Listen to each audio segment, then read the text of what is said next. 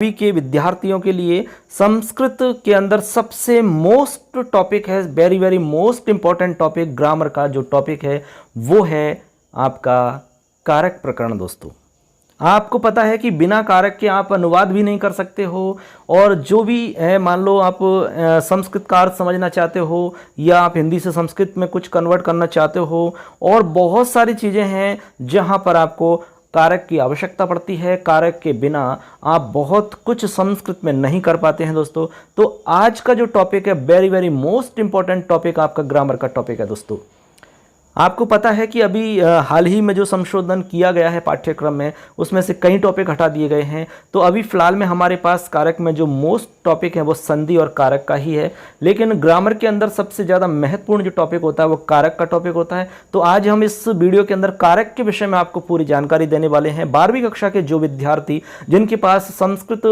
विषय है उनके लिए ये वीडियो बहुत ही खास है। दोस्तों, वैसे तो आपका पाठ्यक्रम में 4 अंकों का कारक का टॉपिक दिया हुआ है, लेकिन केवल 4 अंकों का नहीं है, क्योंकि कारक के आधार पर बहुत कुछ समाहित है, बहुत सारी चीज़ें हैं कारक से जुड़ी हुई हैं।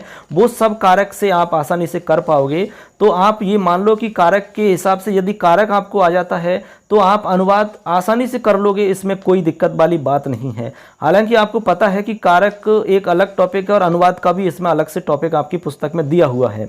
तो आप अनुवाद तभी कर पाओगे जब आप कारक के विषय में जानते होंगे। यदि आपको कारक के विषय में नहीं पता है तो अनुवाद कार्य नहीं कर सकते आप। अनुवाद कार्य आपको पता है 5 नंबर का मैटर है और कारक का टॉपिक आपका 4 नंबर का है। ऐसे करके 9 नंबर तो सीधे सीधे हो रहे हैं। इसके अलावा संकेत आधारित वर्णन आपका एक प्रश्न आता है रचनात्मक कार्य के अंदर 12वीं कक्षा के विद्यार्थियों के लिए, तो वो भी आपको पता है कारक के आधार पर ही होता है। यदि कारक आपको अच्छे से आता है तो आप संकेत आधारित वर्णन अच्छे से कर पाओगे। वो भी आपका 5 नंबर का प्रश्न आपका सीधा सीधा सही हो जाता है।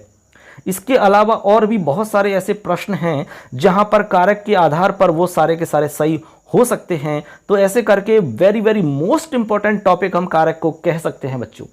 तो आज हम कारक के विषय में जानेंगे, कारक में से आपके कौन कौन से प्रश्न आ सकते हैं, किस प्रकार से प्रश्न आपके आ सकते हैं, तो उसमें आपको ध्यान में रखना है। उपपद विभक्ति नाम प्रयोगाः तेषां सामान्य प्रश्नाः, इसमें से 2 प्रकार के प्रश्न आपके आ सकते हैं। उपपद विभक्तियों से संबंधित आपका प्रयोग करने के लिए प्रश्न आ सकता है, और उनका सामान्य प्रयोग के विषय में आपके प्रश्न पूछे जा सकते हैं। यानी कि कारक की परिभाषा, कारक क्या है, कारक के भेद कितने हैं, प्रथमा विभक्ति से संबंधित आपके कौन कौन से नियम हैं, द्वितीय विभक्ति के कौन से नियम हैं, तृतीया के, चतुर्थी, पंचमी, षष्ठी, सप्तमी, इन सभी के कौन कौन से नियम हैं, वो उनमें से कोई भी प्रश्न आपका बन सकता है। इसी के साथ में आपका अनुवाद वाला टॉपिक जो है वो भी जुड़ा हुआ है। कारक के नियमों के आधार पर ही अनुवाद आप कर सकते हो। तो ऐसे करके आपका 9 नंबर का टॉपिक एक साथ चलेगा कारक के साथ साथ में, और भी बहुत सारी जो आपकी चीज़ें हैं जो कारक से जुड़ी हुई हैं वो सब इसमें से क्लियर हो जाएंगी। तो चलिए आज की इस टॉपिक को स्टार्ट कर लेते हैं, जो कि बहुत ही खास है। जैसे कि आप देख पा रहे हैं, सबसे पहले हम आपको कारक के विषय में बताएंगे कि कारक आखिर होता क्या है। वैसे आप जानते होंगे, बहुत सारे बच्चों को पता होगा कारक किसे कहते हैं। तो हम इसमें आपको सबसे पहले एक परिभाषा बताते हैं कारक की, जो कि आप लिख सकते हो यदि आपके पेपर में पूछी जाती है कि भाई कारक किसे कहते हैं या कारक से परिभाषा का, तो आप उत्तर लिख सकते हैं क्रिया जनकत्वम कारकत्वम। ये आप लिख सकते हैं ऐसे, देखिए, क्रिया जनकत्वम, क्रिया जनकत्वम कारकत्वम, ये आप लिख सकते हो कारक की परिभाषा। ठीक है, इस प्रकार से आप लिखोगे तो कारक की परिभाषा आपकी हो जाती है क्रिया जनकत्वम कारकत्वम। इसका मतलब है बच्चों, क्रिया या जनकः कारकः, यानी क्रिया का जनक कारक कहलाता है, या फिर क्रियाम करोति निवर्तयति इति कारकम, या क्रिया को जो करता है वो कारक कहलाता है। इस प्रकार से ये तो आपकी क्या हो जाती है, ये आपके कारक की परिभाषा, इसको हम कह सकते हैं कि कारक की ये परिभाषा है। तो आपको याद रखना, क्रिया जनकत्वम कारकत्वम, अर्थात क्रिया का जनक कारक कहलाता है, यानी क्रिया को उत्पन्न करने वाला कारक होता है। अब कैसे होता है ये आपको हम उदाहरण से समझाएंगे। ठीक है, तो ये बात आप समझ चुके हैं, परिभाषा आपको याद रखनी है। अब जैसे मान लो कारक शब्द है, इस शब्द की बात करें मान लो, तो कारक जो शब्द है बच्चों वो आपकी क्री धातु है। एक कौन सी धातु है? क्री धातु। जैसे आप देख पा रहे हैं बोर्ड पर, देखिए ऐसे क्री धातु है। इस क्री धातु में एक प्रत्यय होता है जिसको हम कहते हैं णबुल प्रत्यय। कौन सा प्रत्यय बच्चों? णबुल प्रत्यय।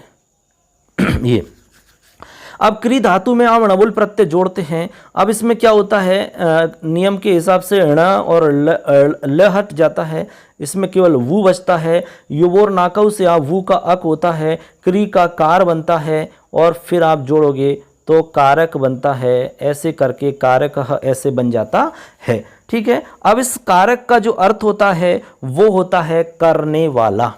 क्या अर्थ होता है? करने वाला। कारक का मतलब होता है करने वाला। क्या अर्थ होता है? करने वाला। तो कारक यानी क्या होता है बच्चों? करने वाला। ठीक है, क्री धातु से णबुल प्रत्यय होकर के कारक आपका शब्द बनता है। कारक की परिभाषा की बात करें तो क्रियाजनकत्वम कारकत्वम, ये आपकी परिभाषा याद रखनी है। मतलब होता है क्रिया या जनकः कारकम, अर्थात क्रियाम करोति इति कारकम। जो क्रिया को करता है, क्रिया को उत्पन्न करने वाला है, क्रिया का जो पिता है, क्रिया का जो जनक है, उसी का नाम कारक है। तो कारक आप समझ गए होंगे। अब इसमें आपके जैसे पुस्तक में भी दिया हुआ है कि वैयाकरणाः कारकस्य अनेकानि लक्षणानि प्रस्तुवन्ति। वैयाकरणों के द्वारा कारक के अनेक लक्षण प्रस्तुत किए गए हैं। बहुत सारे वैयाकरण हैं, उन्होंने अलग अलग कारक के लक्षण प्रस्तुत किए हैं। लक्षण का मतलब है कि पहचान क्या है कारक की, कारक क्या है, इस विषय में अलग अलग लक्षण बताए गए हैं। चलिए देख लेते हैं क्या बताया है, उसको हम समझेंगे। तो जैसे एक बताया है क्रिया जनकत्वम कारकत्वम। सबसे पहले तो जो अभी अभी हम जान चुके हैं, क्रिया जनकत्वम कारकत्वम। ठीक है, एक तो हो गया क्रिया जनकत्वम कारकत्वम। इसके अलावा दूसरा जो है वो है क्रिया निष्पादकत्वम। क्रिया निष्पादकत्वम, क्रिया निष्पादकत्वम कारकत्वम। ठीक है ना, क्रिया निष्पादकत्वम कारकत्वम। और तीसरा जो है क्रियान्वयित्वम। तीसरा है क्रियान्वयित्वम। ठीक है, क्रियान्वयित्वम कारकत्वम। ऐसे करके आपके ये हो जाते हैं। तो देखो यहाँ पहला हो जाता है क्रिया जनकत्वम कारकत्वम, दूसरा है आपका क्रिया निष्पादकत्वम कारकत्वम और तीसरा है क्रियान्वयित्वम कारकत्वम। ये तीन प्रकार के लक्षण हैं। इन तीनों का मतलब समझ लो, सिंपल सा है। सबसे पहले क्रिया जनकत्वम कारकत्वम अर्थात क्रिया का जनक कारक कहलाता है। क्रियाया जनकः कारकः इति कथ्यते। ठीक है, क्रिया को जो उत्पन्न करता है, कैसे करता है, कैसे हम कारक को समझेंगे, क्रिया का जनक किस प्रकार से होता है, ये अभी हम आपको उदाहरण से समझेंगे तो आसानी से समझ जाओगे, आपको कोई दिक्कत नहीं आएगी। दूसरी लाइन में लिखा है क्रिया निष्पादकत्व, क्रिया का निष्पादन करने वाला, मतलब वही है क्रिया को उत्पन्न करने वाला, क्रिया का निष्पादन करने वाला, उसको भी हम कारक कहते हैं। ठीक है, इसके बाद में है क्रियान्वयित्वम, यानी क्रिया के साथ में जिसका अन्वय हो। ठीक है, क्रिया के साथ में जिसका अन्वय हो, या यस्य क्रिया स साक्षात परंपरया व संबंधो भवति, या फिर अन्वय कह सकते हैं, यानी क्रिया के साथ में जिसका अन्वय हो या परस्पर साक्षात या परंपरा से संबंध होता है, उसे हम क्या कहते हैं, कारक कहते हैं। ये भी हमारे कारक का लक्षण है। ऐसे करके कारक के तीन लक्षण आप याद रख सकते हैं, इनमें से कोई भी आप लिख सकते हैं। एक लक्षण लिख लेंगे, इनमें से कोई भी एक लक्षण आप लिख सकते हैं, आपका उत्तर एकदम सही माना जाएगा। तो आपको एक याद रखना है, आपकी समझ में आना चाहिए कि भाई कारक होता क्या है। यदि आपसे कोई भी प्रश्न पूछता है कि कारकम किम या कारकस्य का परिभाषा, तो आपको बताना चाहिए कि भाई कारक क्या होता है। क्रिया का जनक कारक होता है, क्रि धातु में णबल प्रत्यय जोड़ करके कारक बनता है, जिसका अर्थ करने वाला होता है। अब कारक की परिभाषाओं की बात करें तो क्रिया जनकत्वम कारकत्वम, क्रिया निष्पादकत्वम कारकत्वम, क्रियान्वयत्वम कारकत्वम, ये आप बता सकते हैं। ठीक है, अब देखो क्रिया, आप कारक के बारे में समझ गए होंगे, मतलब क्रिया को उत्पन्न करने वाला कारक होता है।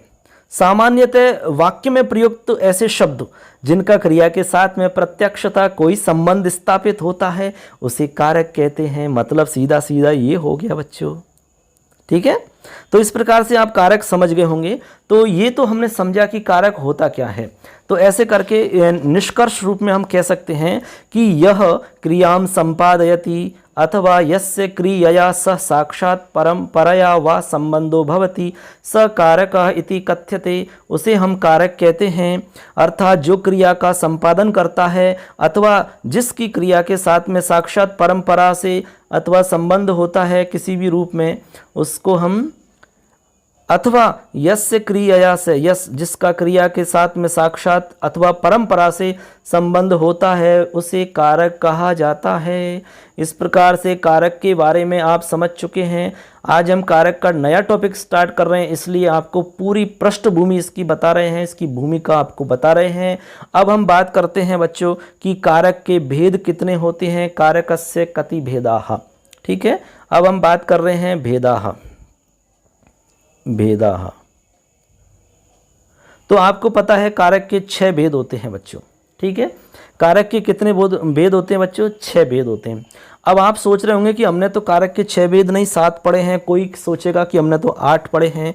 तो अब हम आपको बता देते हैं कि संस्कृत में यदि आपसे पूछा जाए कि संस्कृत व्याकरणे कति कारकानि, तो आपका उत्तर होगा 6, यानी कि 6 कारक होते हैं संस्कृत व्याकरण में। अब इसमें किसको कारक नहीं मानते? तो आपका संबंध है उसको हम कारक नहीं मानते। किसको? संबंध को कारक नहीं मानते। यानी कि संबंध को कारक क्यों नहीं मानते, इसके लिए आपको हम एक उदाहरण देते हैं सिंपल सा, जिसको आप समझ जाते हैं तो आप ये बात समझ जाएंगे। जैसे मान लो हमारा एक उदाहरण है, रामस्य भ्राता मोहन, ठीक है। रामस्य भ्राता मोहन आपणम गच्छति, ठीक है। हमारे पास ये एक वाक्य है, बहुत ही सिंपल सा वाक्य है, रामस्य भ्राता मोहनः आपणम गच्छति। आपणम यानी बाजार, गच्छति यानी जाता है। अच्छा, कौन जाता है? रामस्य भ्राता मोहन आपणम गच्छति, राम का भाई मोहन बाजार जाता है। ये एक वाक्य है, इसको समझना आप थोड़ा सा गौर से। इसमें कहा जा रहा है कि राम का भाई मोहन बाजार जाता है। अच्छा, इसमें आपको बताना है कि राम का भाई बाजार जाता है, ठीक है। इसमें आप क्रिया बताओ पहले तो क्रिया है गच्छति, ठीक है। अच्छा, कर्ता कौन है? मोहन, ठीक है। बाजार तो आपका कर्म में आएगा। अब इसमें आप बताएंगे कि कौन जाता है बाजार? मोहन जाता है बाजार। अच्छा, कहाँ जाता है मोहन?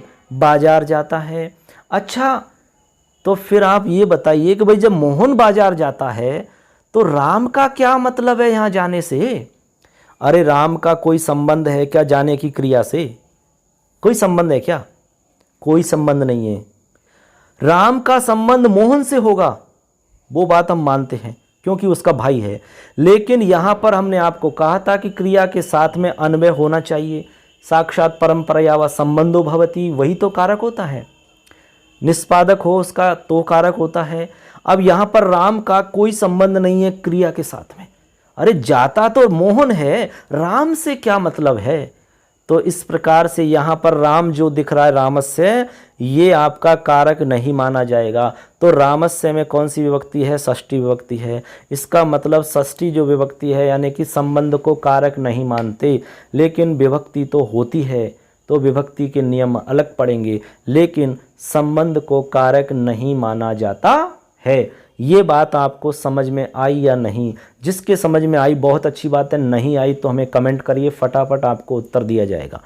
तो ऐसे करके आपने कारक समझ लिया कि कारक में आपका संबंध को कारक नहीं मानते। तो अब जब संबंध को कारक नहीं मानते तो संस्कृत में कुल कारक कितनी होते हैं? संस्कृत में कुल कारकों की संख्या कितनी होती है? तो कारकों की संख्या कुल 6 होती है।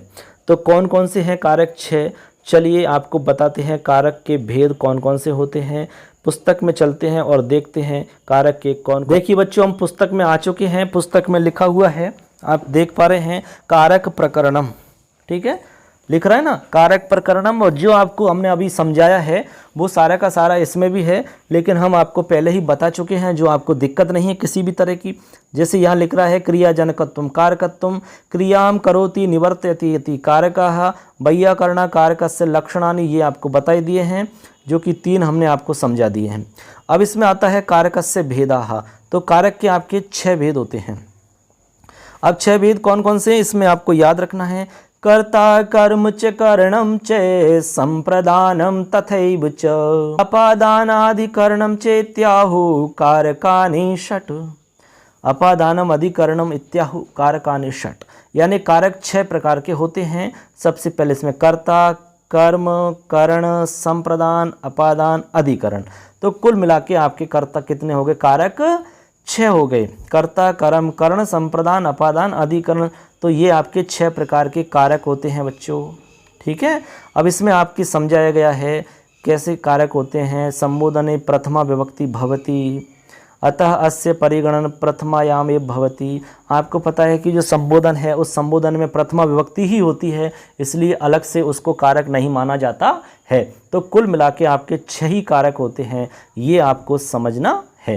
ठीक है दोस्तों, इसमें आपको उदाहरण भी दत्त रामस्य पुस्तकम पठति, देवदत्त राम की पुस्तक पढ़ता है। तो यहाँ पर पढ़ता कौन है, देवदत्त पढ़ता है। तो रामस्य से कोई संबंध नहीं है पठन क्रिया का, इसलिए इसको यहाँ पर कारक नहीं माना जाता है। तो ये आप समझ गए होंगे, बहुत ही सिंपल सी बात है। इसमें ये सारी चीज़ हम आपको समझा चुके हैं आसानी से। कोई भी दिक्कत रहती है तो आप कमेंट कर सकते हैं। अब इसमें हम आपको बताते हैं कि जो कारक है आपका, उसमें कर्तरी कारक जो है उसमें प्रथमा विभक्ति आपके होती है। इसके क्या नियम हैं वो आप समझ लो, बहुत ही सिंपल सा है, बहुत ही आसान है, उसको आप अच्छे से समझिए। चलिए बच्चों, अब आपको ये बताते हैं कि जो कर्तरी कारक है यानी कि कर्ता कारक है वो कहाँ कहाँ पर होता है और उसके क्या नियम इसमें दिए हुए हैं, इसमें क्या विशेष है, वो सारा इसमें आपको हम बताते हैं। आपको पता है कि कर्ता कारक में प्रथमा विभक्ति का प्रयोग होता है। तो देखिए, सबसे पहले लिखा हुआ है कर्तरी कारकम। ठीक है, लिख रहा है कि नहीं, कर्तरी कारकम।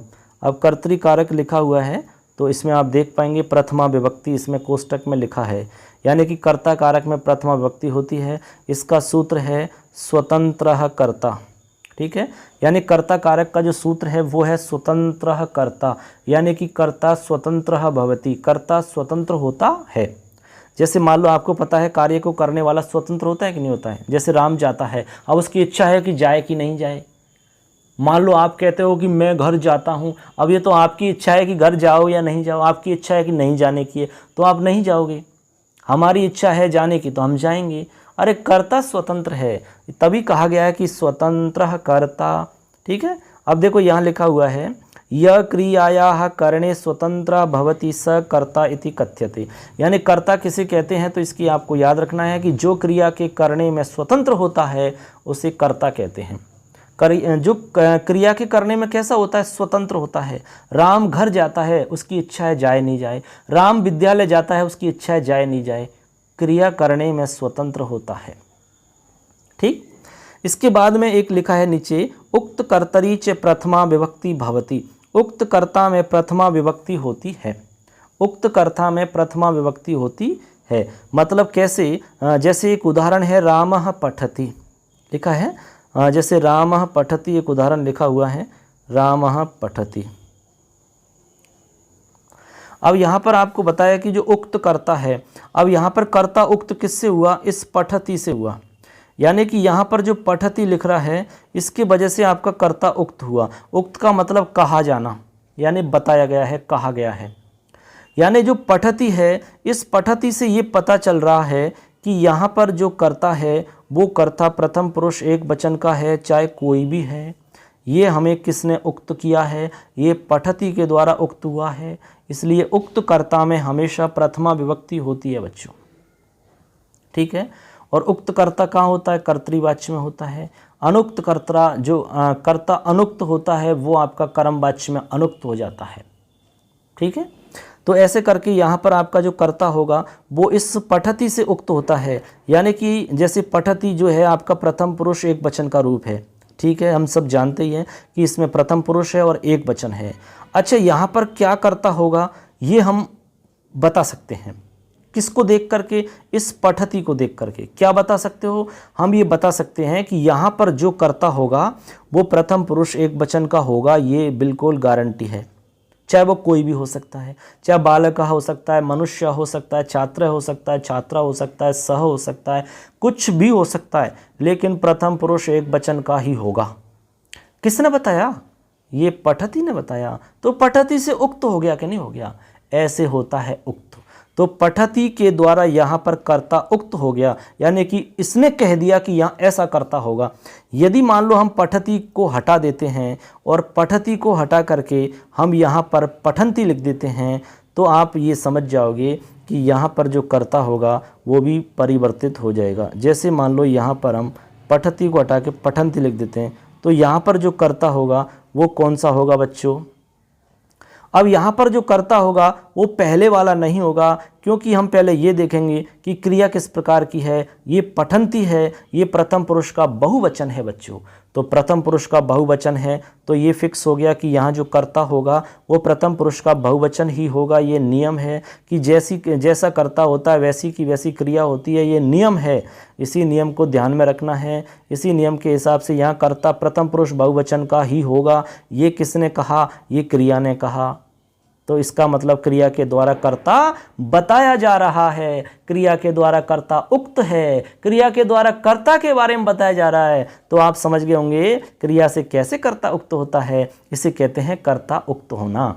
तो आप समझ गए होंगे उक्त कर्ता में प्रथमा विभक्ति होती है, ये नियम है, हमेशा इसको याद रखना है। ठीक है, तो बात समझ गए। तो एक तो आपको नियम याद रखना है कि कर्ता कारक में प्रथमा विभक्ति होती है, जैसे कि राम जाता है, मोहन आता है, खाता है, पीता है, रोता है। जो भी कर्ता आपका कारक होगा वहाँ सब जगह आपकी प्रथमा विभक्ति का प्रयोग हो जाएगा। दूसरा आपको बताया था हमने कि उक्त कर्ता में प्रथमा होती है। कैसे उक्त होता है कर्ता, ये अभी अभी हमने बताया था आपको। इसके अलावा एक आपका नियम है, सूत्र है, प्रातिपदिकार्थ लिंग परिमाण वचन मात्रे प्रथमा। प्रातिपदिकार्थ लिंग परिमाण वचन मात्रे प्रथमा। ठीक है, ये कह रहा है कि प्रातिपदिक मात्रे, प्रातिपदिक का अर्थ होता है बच्चों, प्रातिपदिक का अर्थ होता है आपका सिंपल सा सार्थक शब्द से। किससे होता है? सार्थक शब्द। अब सार्थक शब्द आपका कैसे बनेगा? तो सार्थक शब्द बनाने के लिए आपको उसे पद बनाना पड़ेगा। यानी कोई भी शब्द जब तक पद नहीं होगा तब तक उसको हम सार्थक नहीं कह सकते, वो प्रयोग के योग्य नहीं होता। ये संस्कृत का नियम है। अब पद बनाने के लिए उसमें या तो आप सुप प्रत्यय लगाओ या तिंग प्रत्यय लगाओ, तभी वो पद बनता है, तभी उसका अर्थ निकलता है। ये आपको मतलब समझना है। तो प्रातिपदिक अर्थ मात्र में, लिंग मात्राधिक्य लिंग मात्रा की अधिकता में, परिमाण मात्र में और वचन मात्रे प्रथमा विभक्ति भवति। प्रातिपदिकार्थ को बताने के लिए, ठीक है, लिंग मात्राधिक्य लिंग मात्रा को दिखाने के लिए, अब ये उदाहरणों से बताएंगे। परिमाण को बताने के लिए परिमाण मापन करना, वचन यानी संख्या को बताने के लिए प्रथमा विभक्ति का हम प्रयोग करते हैं। यानी इन सब को बताने के लिए हम प्रथमा विभक्ति का प्रयोग करते हैं। अब कैसे करते हैं ये आपको समझना है। तो प्रथमा विभक्ति का प्रयोग आप कहाँ कहाँ पर करते हैं ये आपको समझना है। तो अब इसका सिंपल सा मतलब हो गया कि प्रातिपदिक अर्थ मात्र को प्रकट करने के लिए, लिंग परिमाण वचन आदि को प्रकट करने के लिए प्रथमा विभक्ति का प्रयोग किया जाता है। यानी कि इस सूत्र में प्रयुक्त पदों का तात्पर्य हम इस प्रकार से देख सकते हैं। सबसे पहले प्रातिपदिकार्थ मात्र के लिए इसमें आपको समझना है, लिखा है ना प्रातिपदिकार्थ मात्रे। तो एक चीज़ तो आपको समझनी है प्रातिपदिकार्थ मात्र में, दूसरी चीज़ समझनी है लिंग मात्र की अधिकता के लिए, तीसरी चीज़ समझनी है परिमाण मात्र के लिए और चौथी चीज़ समझनी है वचन मात्र के लिए। ये चार ही चीज़ इसमें दी हुई हैं। तो सबसे पहले आपको हम बताते हैं प्रातिपदिकार्थ मात्र के लिए। ठीक है, प्रातिपदिकार्थ मात्र के लिए, प्रातिपदिकार्थ, इसको आपको समझना है। प्रातिपदिकार्थ मात्र के लिए इसका मतलब है बच्चों कि एक संस्कृत में हमारे नियम है कि जब तक किसी शब्द के साथ में सुप अथवा तिंग विभक्तियों का प्रयोग नहीं किया जाता है तब तक वह पद नहीं माना जाता है। तथा पद नहीं होने के कारण न तो वह वाक्य में प्रयोग करने योग्य होता है और न ही अपने अर्थ को प्रकट करने में समर्थ होता है। मतलब ये हो गया, किसी भी शब्द का अर्थ तभी निकलता है जब उसकी पद संज्ञा हो जाती है, तभी वो सार्थक कहलाता है। इसलिए शब्द के नियत अर्थ का बोध कराने के लिए उसे हम प्रथमा विभक्ति में प्रयोग किया जाता है, प्रथमा विभक्ति में उसका हम प्रयोग करते हैं। ये इसका मतलब है सीधा सीधा। या हमारे कहने का तात्पर्य ये है बच्चों कि संज्ञा, सर्वनाम, विशेषण, अव्यय आदि पदों में नियत अर्थ मात्र को प्रकट कराने के लिए प्रथमा विभक्ति का प्रयोग किया जाता है। उसके अंदर जो निश्चित अर्थ होता है, नियत अर्थ होता है, उसको प्रकट करने के लिए प्रथमा विभक्ति का हम प्रयोग करते हैं। कैसे करते हैं, चलिए उदाहरण आपको बताते हैं। जैसे कि पुस्तक के अंदर भी उदाहरण आपको मिल जाएंगे। देखते हैं पुस्तक में उदाहरण। देखिए ये रहे पुस्तक में उदाहरण है प्रातिपदिकार्थ में, जैसे कृष्णः श्री ज्ञानम। तो इस प्रकार से ये आपके प्रातिपदिक अर्थ में आपके ये उदाहरण हो जाते हैं। कृष्णः श्री ज्ञानम, एक पुल्लिंग हो गया, स्त्रीलिंग हो गया, नपुंसक लिंग हो गया, तीनों ही लिंगों में ये प्रयोग हो जाता है। ठीक है, ऐसे आपका लिंग मात्रा की अधिकता में। अब दूसरा नंबर आपका लिंग मात्रा की अधिकता में है। इसका मतलब है कि यदि किसी शब्द के वास्तविक लिंग मात्र को प्रकट करना हो तो वहां पर भी प्रथमा विभक्ति का प्रयोग होता है। वास्तविक लिंग अर्थ को प्रकट करने के लिए, यानी वास्तविक लिंग मात्र को प्रकट करना हो तो वहां प्रथमा विभक्ति का प्रयोग करते हैं। सिंपल सी बात यह है। जैसे एक शब्द है तट शब्द है, तट शब्द का प्रयोग प्रायः तीनों लिंगों में किया जाता है, अतः सही लिंग का निर्धारण करने के लिए प्रथमा विभक्ति का प्रयोग करते हैं। तो जैसे आप देखें तटः, तटी, तटम, ये आपका लिंग मात्र की अधिकता हो गई। ऐसे शब्द जो एक लिंग में नहीं होकर के तीनों लिंगों में अलग अलग, मतलब तीनों लिंगों में रूप उनका चलता है, तो वो आपकी लिंग मात्रा की अधिकता के उदाहरण हो जाते हैं। ऐसे ही है आपका परिमाण मात्रे। तो परिमाण मात्रे का मतलब है यदि किसी पदार्थ की केवल मात्रा प्रकट करनी हो, परिमाण बताना हो, तो वहाँ प्रथमा विभक्ति होती है। जैसे उदाहरण दिया हुआ है द्रोणो व्रीहि, देख रहे हैं ना पुस्तक में, द्रोणो व्रीहि। द्रोण यानी बाल्टी होती है, व्रीहि यानी चावल होता है। तो मतलब हो गया द्रोण भर चावल। ये परिमाण है, माप है। पहले आपको पता है कि लोग बाग बाल्टी से मापते थे, पीपा से मापते थे, कट्टा से, बोरी से, ये उनकी माप होती थी। तो यहाँ पर मापने का साधन क्या है, बाल्टी। द्रोण है तो द्रोण भर के एक बाल्टी दे दी चावल की, ये माप हो गया उनका। ऐसा परिमाप दिखाने के लिए भी प्रथमा विभक्ति का प्रयोग होता है।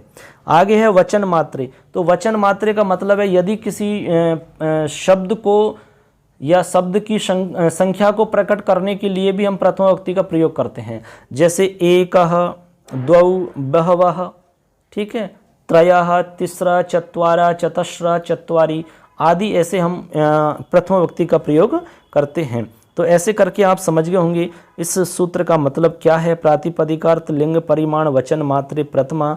तो इसमें याद रखना है प्रातिपदिकार्थ मात्र में प्रथमा होती है, लिंग मात्र की अधिकता में प्रथमा होती है, और वचन मात्र में प्रथमा होती है, और परिमाण मात्र में प्रथमा होती है। ठीक है, अब आगे एक बात और लिख रही है, कर्म वाच्य से कर्मणि प्रथमा विभक्ति भवति। कर्म वाच्य का जो कर्ता होता है उसमें भी प्रथमा विभक्ति होती है। अब ये चीज़ आप को हम एक उदाहरण से समझाएंगे तो आपको ज़्यादा अच्छे से समझ में आ जाएगा। ठीक है, यानी कि जो कर्म वाच्य है उसका जो कर्ता होगा उसमें प्रथमा विभक्ति कैसे होती है। जैसे मान लो इसमें एक उदाहरण दिया है, मया ग्रंथः पठ्यते, ये एक उदाहरण है। अब इसमें आपको पता है कि जब कर्म वाच्य हम बनाते हैं तो कर्म वाच्य में कर्ता में तृतीय विभक्ति हो जाती है, ये नियम है। और जो आपका कर्म है वो प्रथमा विभक्ति में बदल जाता है और कर्म के हिसाब से आपकी क्रिया चलती है फिर। ठीक है, तो अब इसमें आपका जो कर्ता है वो तो हो जाता है तृतीय विभक्ति में, ये नियम है बच्चों। और जो आपका कर्म होता है वो कर्म आपकी प्रथमा विभक्ति में बदल जाता है।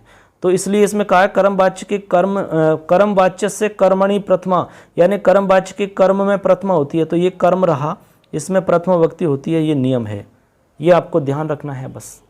ठीक है, कर्म वाच्य का नियम है ये कि कर्ता में तृतीया होगी और आपके कर्म में प्रथमा विभक्ति होती है और कर्म के हिसाब से आपका क्रिया चलती है।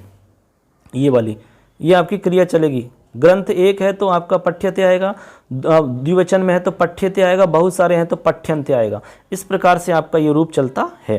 तो आशा करते हैं ये बात आपको समझ में आ रही होगी। अब इसमें एक नियम और है, इसी के साथ में आपकी प्रथम विभक्ति पूरी हो जाएगी और इस वीडियो में हम आपको सिर्फ प्रथम विभक्ति के बारे में ही बताएंगे। आगे अगली वीडियो में आपको आगे जो मैटर रहेगा वो आपको बताया जाएगा। अगला है संबोधनेच्य, मतलब संबोधन में प्रथमा विभक्ति का प्रयोग होता है। अब संबोधन तो आप जानते ही हैं बच्चों, संबोधन का मतलब क्या होता है, यानी कि दूर से किसी को बुलाना हो तब हम संबोधन करते हैं। जैसे कि अभिमुखीकरणे प्रथमा विभक्ति भवति, यानी हम दूर से किसी को आवाज़ लगाते हैं ना, जब संबोधन करते हैं, हे राम, भो राम, सीते, ऐसे। तो ये संबोधन का प्रयोग है। तो ऐसी स्थिति में हम प्रथम विभक्ति का प्रयोग करते हैं। आपको पता है कि संबोधन में प्रथम विभक्ति होती है, इसलिए संबोधन को अलग से कारक नहीं मानते, क्योंकि संबोधन में प्रथमा होती है तो वही वापस प्रथम विभक्ति रिपीट होकर आ जाती है, तो अलग से काउंट नहीं किया जाता है, तो इसलिए संबोधन में प्रथम विभक्ति का प्रयोग होता है। ऐसे करके दोस्तों हमने बताया कि कारक क्या होता है, कारक के कौन कौन से लक्षण होते हैं, कारक के कौन कौन से भेद होते हैं, संबंध को कारक क्यों नहीं माना जाता है, कारक कौन कौन से होते हैं, प्रथम विभक्ति किस किस में होती है, कर्ता कारक कौन सा होता है, क्या इसके नियम है, सारी जानकारी आपको हमने दी। बहुत ही सरल तरीका से आपको समझाया हमने। आशा करते हैं आपको ये वीडियो बहुत अच्छे से समझ में आया होगा। यदि आपने अब तक चैनल को सब्सक्राइब नहीं किया तो दोस्तों सब्सक्राइब जरूर करें। कारक का टॉपिक चल रहा है, बहुत ही इंपॉर्टेंट टॉपिक है, उसमें और भी जो भी टॉपिक बच रहा है वो भी आपको बताया जाएगा। तो आशा करते हैं आपने अच्छे से सुना होगा। अपने दोस्तों को भी बताइए, उनको भी शेयर करिए दोस्तों, जो लाभ आपको मिल रहा है उनको भी मिलना चाहिए। चलो मिलेंगे अगली वीडियो में, तब तक के लिए जय हिंद, जय तु भारतम, जय तु संस्कृतम, धन्यवाद।